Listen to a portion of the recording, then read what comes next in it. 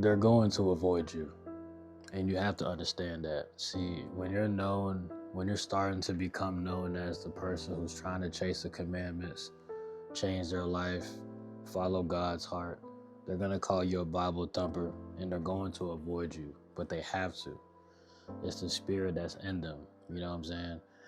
Your existence is going to make them feel accountable for the work that they're either putting in or the work that they're not putting in. So when they avoid you, it's like a shield from accountability. It's a shield from themselves. They should be using you as a vessel to motivate them, to get them in the right direction. You're not coming at them looking down with contempt.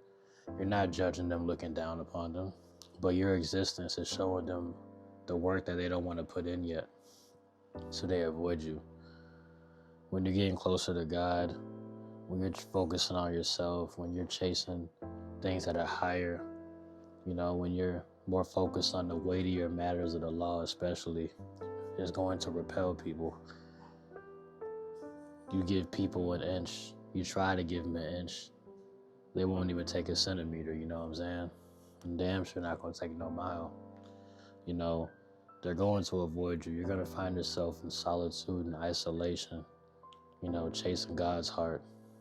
You're going to wonder why you're losing people. You're going to wonder why you feel like relationships aren't staying in the sand, staying in the mud like how they were.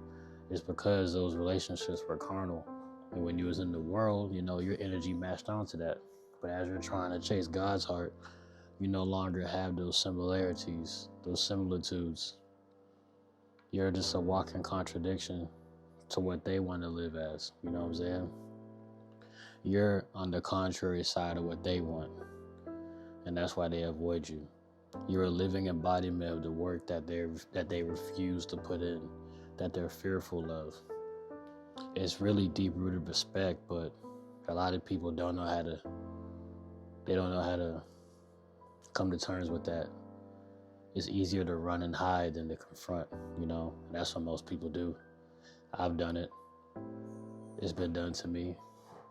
It's being done to me now, but you get used to it. You expect it. You actually embrace it. Where I'm at right now, I embrace it. You know what I'm saying?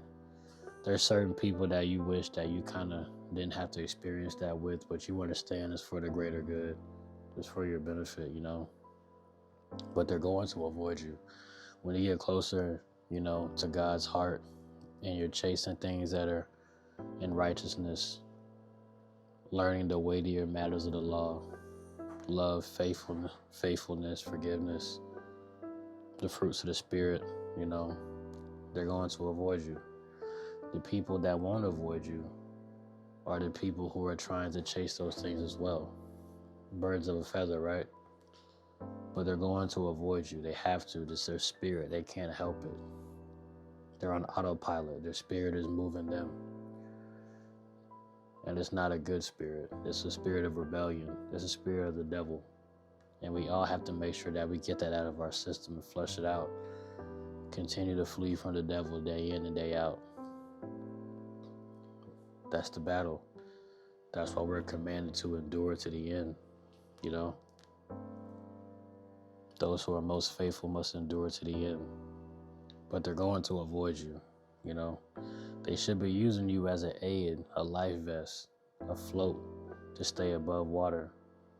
But instead, they just allow the shackles to remain on their ankles and they sink deep, deep down to the ocean, man. They have to avoid you.